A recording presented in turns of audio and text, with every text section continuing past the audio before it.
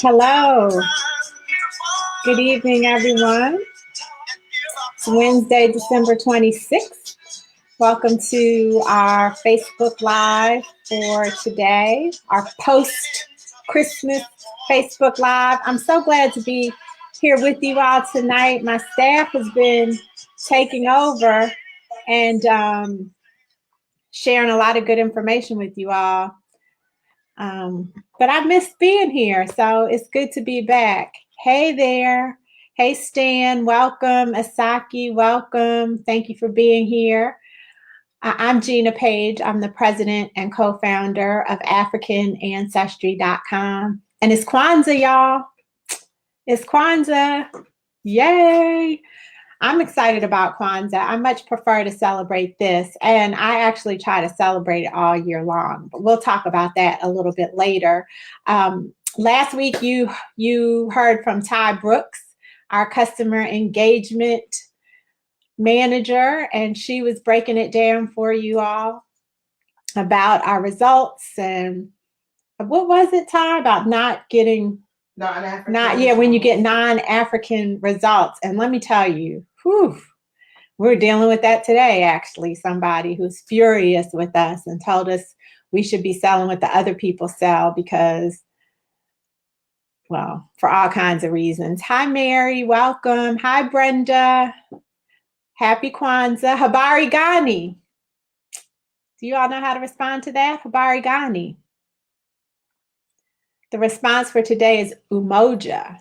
Umoja.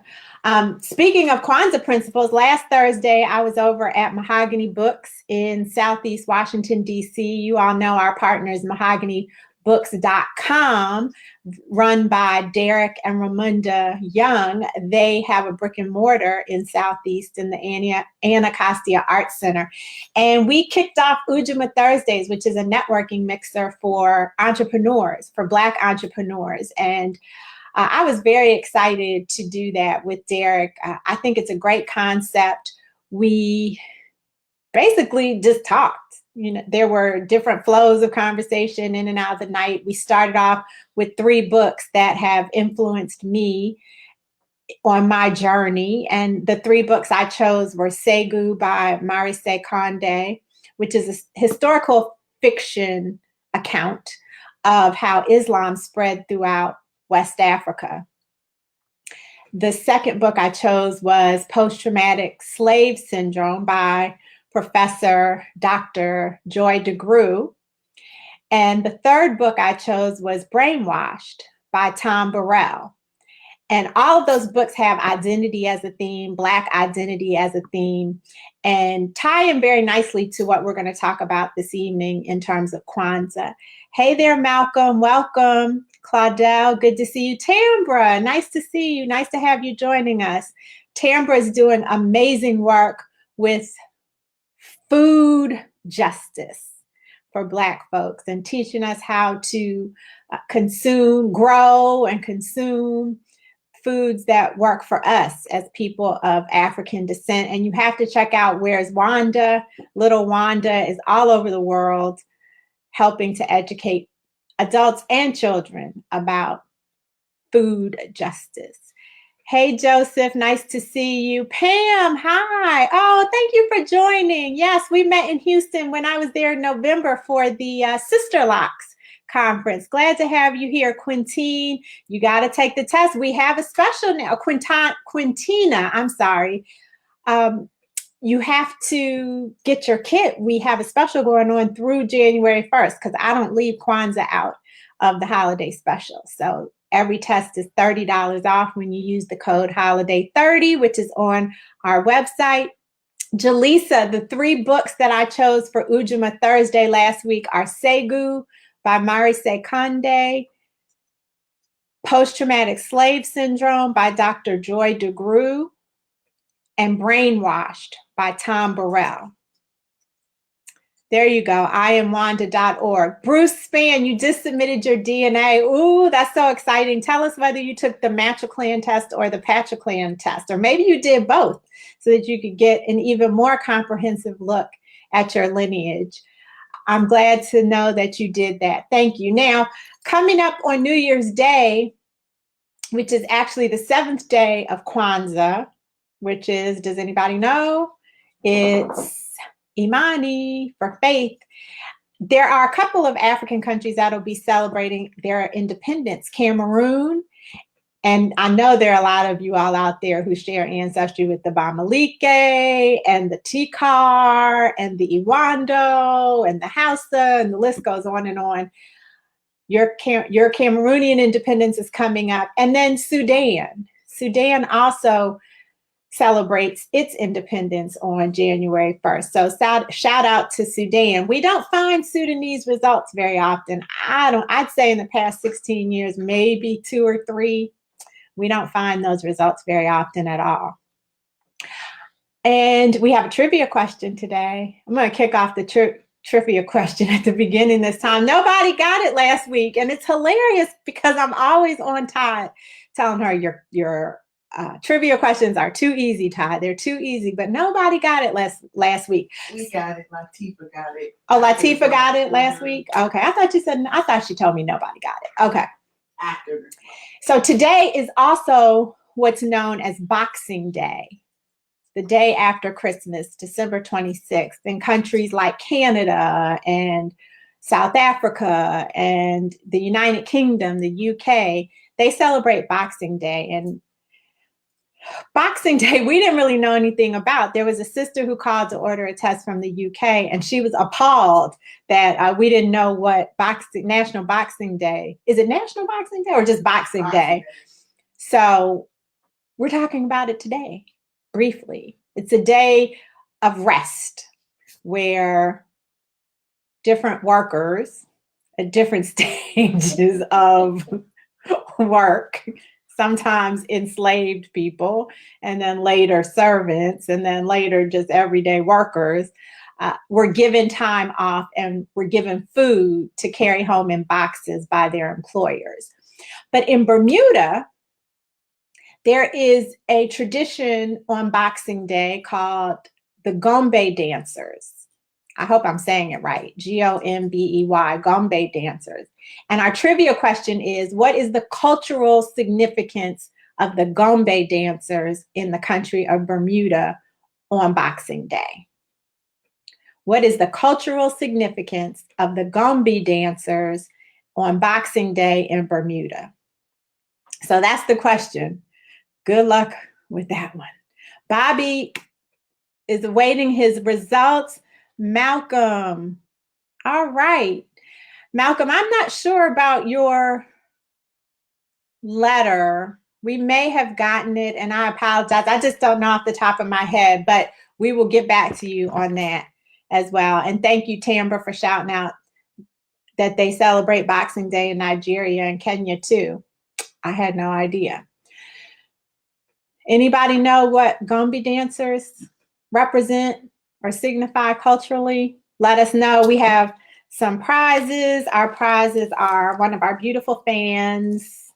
If you don't need a fan, I'm sure you have someone in your life who would love this fan.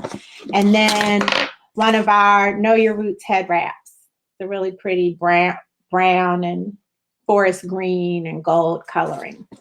So that's for the trivia contest, but I'm going to dig into Kwanzaa because that's what I'm excited about today. On the day after Kwanzaa, on the day after Christmas, many African American communities, Pan-African communities celebrate what's known as Kwanzaa, and Kwanzaa is considered a first fruits celebration. We actually debated as to whether or not we should talk about what Kwanzaa is, because everybody around here knows what Kwanzaa is, but everybody across that's listening to us may not know. And so it's important just to recap.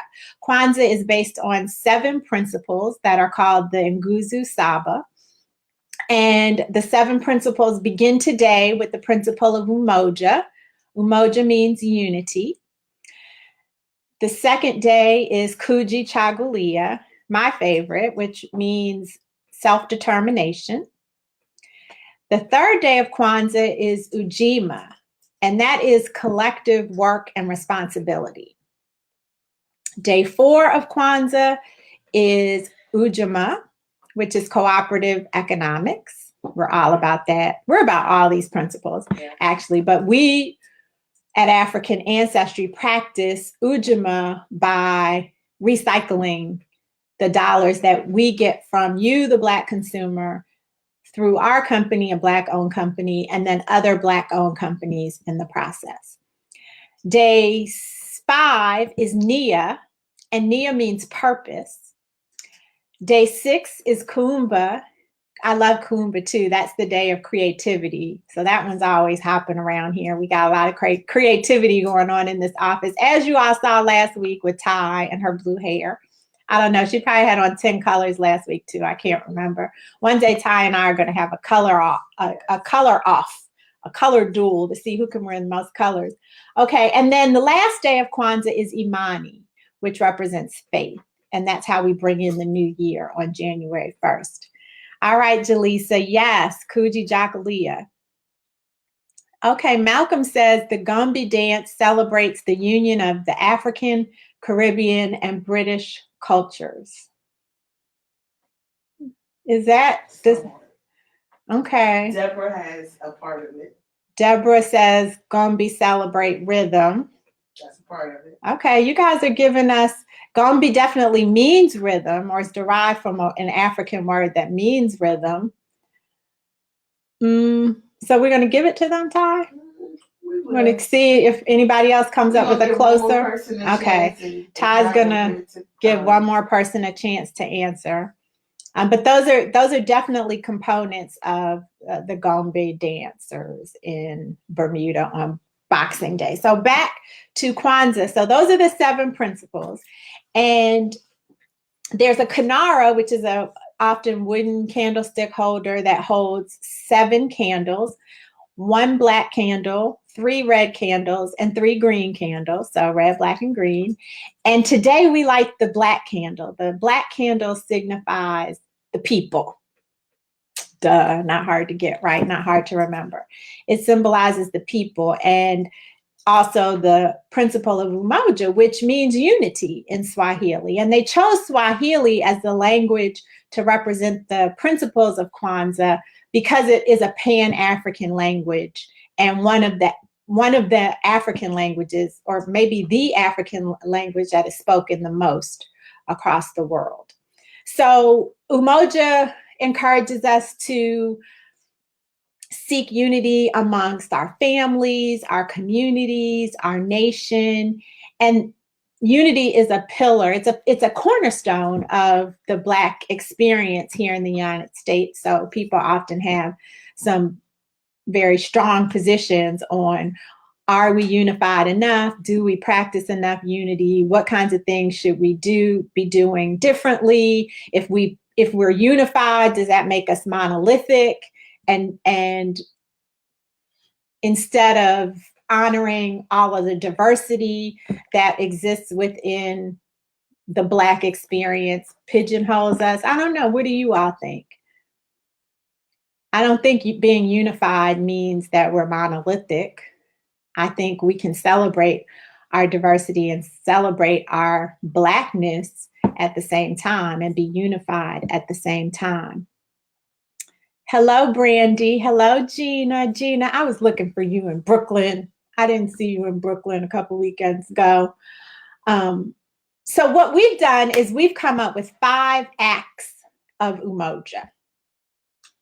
So since we aren't going to talk about each principle of Kwanzaa today, we thought we would zero in on Umoja and give you 5 acts that represent Umoja. You ready?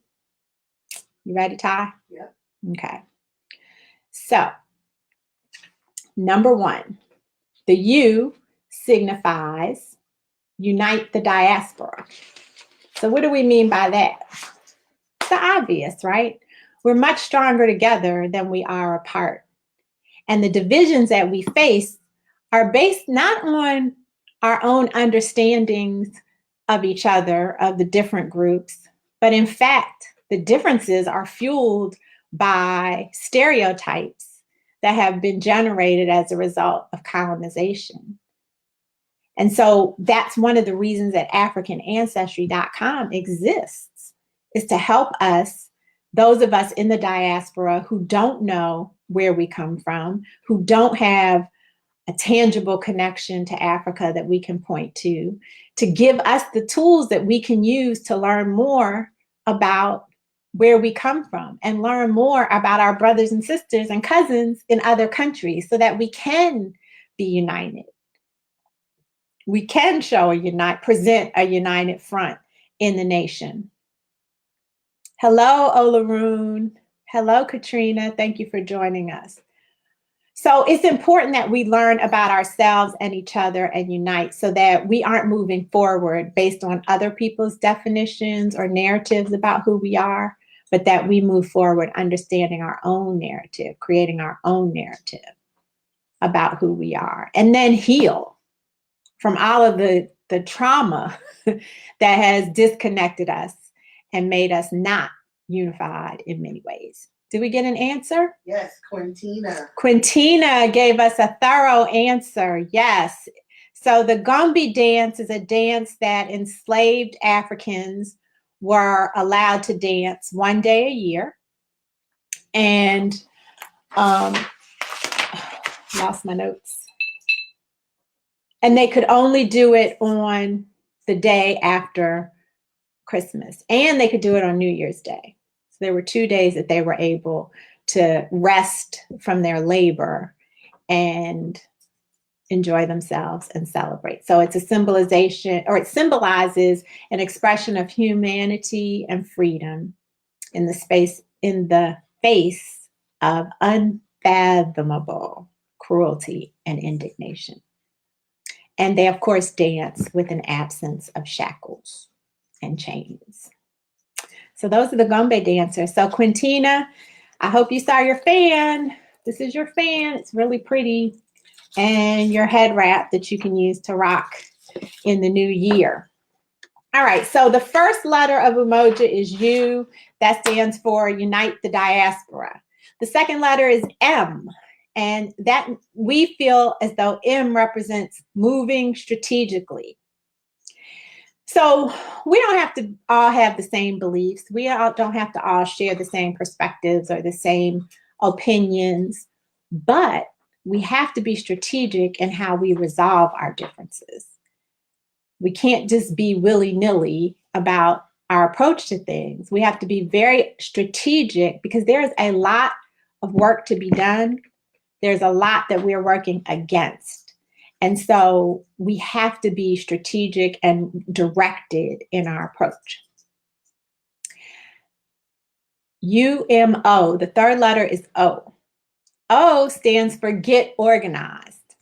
Organized is another cornerstone of the Black community. If you go back to, you can go back to ancient Africa, you can go back to the civil rights movement, you can even look at movements today. We seem to be a people of movements, and movements are always, in order to be effective, are organized and hopefully well organized. So we try to come up with some examples of ways of organizations, of groups of people that have organized to help promote the forward movement of Black thought, Black culture, Black responsibility, Black economics. And one of them is close to home here in DC. You all have seen Tony Browder on our show in the past. And Tony runs an organization called IKG Cultural Center. And they do so many different things to help organize Black folks around African thought and practices, as well as move them to action. But one example I wanted to share were these cultural circles. So IKG has cultural circles around the country. And those are groups of people that come together and study. They come together and study a book. They come together and study just lost my train of thought. A book. Country? Different methods of study? I lost my train of thought. Okay, well, a book is, an idea. They come together to study, study ideas, and they share their information across circles. So that's one example. Another thing that happens with IKG is the Metamorphosis Conference. And that is a coming together of people who have traveled to Egypt or to Kemet, and or who have an interest in Kemet. And it brings together thought leaders from around the world to, again, talk about our history, to talk about our present, to talk about aspects of our culture that influence our thought and that are influenced by ancient Africa. Give us a better understanding of who we are as African people. So those are two examples. Another example would be, you all remember when the girls were taken in Nigeria by the Boko Haram? Well, there was a group of women in Benin that organized to protect their village and to keep their girls safe. So it can happen on grand scale, like the Student Nonviolent Coordinating Committee, or it can be just in your own village, in your own neighborhood, like Tambra is doing with IamWanda.org, organizing the people around you to make a difference. Small changes can have a huge impact on us as a collective. All right. The next one, we did UMO. So the next letter is J. And J, we think the action behind J is demand justice. Another cornerstone of the Black experience is the need for justice.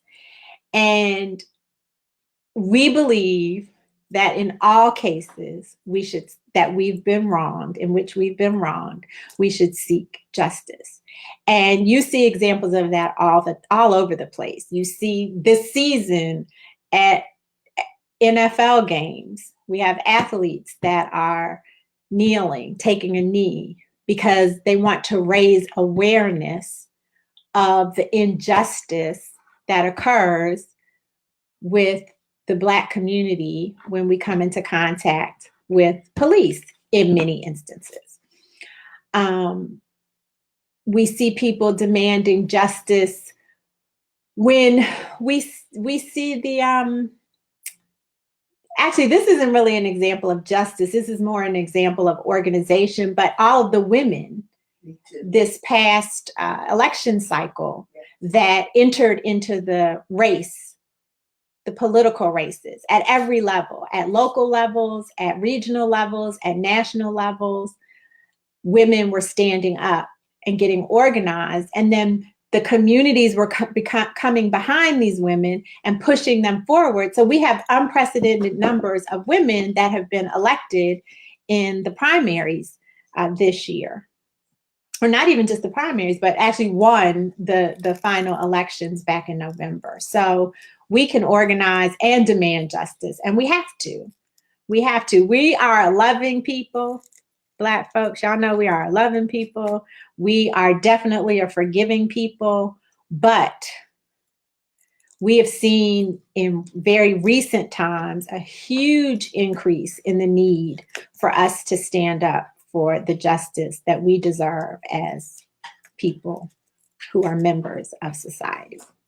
So that's UMOJ. And then the last letter in our 5 actions of Umoja unity is to inspire action. And that's easy. Action is easy. All you have to do is just do it. That is sort of a trite statement that Nike popularized, but it's true. All you have to do is just do it. So we got to stop talking about it, and we got to be about it. Stop talking about what you need to, that what you want to see changed or what you think should be changed, and go out and help change it. People always talk about, well, where are our leaders? We don't have any leaders today. We don't need leaders to make a difference. We can each make our own difference. And if each one of us watching this broadcast did something to make a difference, that's a lot of change that would be affected. And that's what unity is about. So you've got an organization here in DC that we're going to share with you called Appeal. And Appeal exists to help improve the financial literacy of African Americans, of Black people, of people of African descent. And they're on track to open the first Black-owned credit union. That's action. Instead of complaining about banking practices and banking regulations and the lack of banking, the lack of this, the lack of that, they decided to create a financial institution. And that effort was the brainchild of Lasana Mack, rest in peace, brother who was a brilliant, brilliant financial mind here in Washington, D.C., and is now being carried on by Kelechi Egram. So we're very proud to share Appeal with you and hope that you will check them out as you move forward in this season of Kwanzaa and cooperative economics and self-determination and faith and purpose. All of that works together, and you can be united, you can be strategic, you can be organized, you can demand justice, and you can act in any of those contexts. And I certainly hope that you will. Okay, so that's Kwanzaa. We got our trivia winners. So what's coming up? We're not going to have a broadcast next week because it'll be the day after New Year's Day. But we're coming back on January 9th. And I'm really looking forward to this show because I'm going to have my friends, the amazing Christine St. Ville and Julian Kaganda. They're sisters, literally. They were born into the same family. And they wrote a book several years ago called Whose Shoes Are You Wearing? It was an empowerment book for women. And every year they launch a Whose Shoes planner. So it's a planner that's full of inspirational quotes and affirmations, amazing planning tools. And each month features a story of a different woman who has enjoyed success and who's wearing her own shoes. And I am one of the women featured in the planner, and I'm the month of January. So you can read a little bit about my story in that planner, and you can also get your year off to a great start with the planning tools. So Julian and Christine are going to come on January 9th and share with us, the other women in the planner, what motivated them to write the book and the planner and some of their tips for success. We'll have that on January 9th. And then I'll be traveling some next month. So we'll have some more staff takeovers where we'll talk about how to negotiate when the information you get isn't quite what you expected, how to work through that rather than just lashing out at the people, at the messengers. We get lashed out a lot. And then we're also what's Kelly's show going to be, Ty? Testing multiple. Oh, yeah. And then Kelly's going to talk about how you can test multiple lines of your family tree to learn more about your family history and to build out your genealogy research. So stay tuned for those. I'm so happy to be here with you all again today. I'm Gina Page, president and co-founder of AfricanAncestry.com. As you know, we're the pioneers of genetic ancestry tracing for Black people. Next year, we'll be celebrating 16 years of empowering Black folks through identity. And there's no time that the idea of knowing where you're from has been as hot as now. This past year of 2018 has been a tremendous year, starting off with the release of the Black Panther movie. Chadwick Boseman has taken our test, shouted us out, and you all have been responding ever since. We have tested more people this year than we've done in any previous years. And we are so excited about what that means for us as Black people. Do you all realize what that means? That means that tens of thousands of people in families that have taken our test know a new country in Africa. They know something about their DNA. They know about mitochondrial DNA now, or they know about the Y chromosome now. There are thousands of people who have probably met someone from a country, and the African country that they share ancestry with, or the African ethnic group that they share ancestry with, that they would have never imagined would happen in these lifetimes that we're living. We've made a huge, tremendous impact on the Black community. One test, and everybody on your maternal line of the family knows where they're from. Your brothers and sisters, your children, your mother, your aunts, your uncles, your cousins, grandchildren, great-grandchildren. Everybody in the family now knows where they're from one test. And I'll tell you, we've been excited about the growth, but it hasn't been easy, because we have competitors out there that are saying, oh, we'll tell you where you're from in Africa. And all they end up telling you is that you're African. And based on 600 samples, or based on 1,000 samples, you're from these regions in Africa, which really just says that you're African. And so we've had to do a lot more education and re-education and explaining to Black people about the value of using an African ancestry test to find out where you're from. And so I just appreciate all of you that have tuned in, that have joined the African ancestry family. And I hope that you stay tuned in for next year, so we can grow this thing even more. I look forward to seeing you next year. Happy Kwanzaa.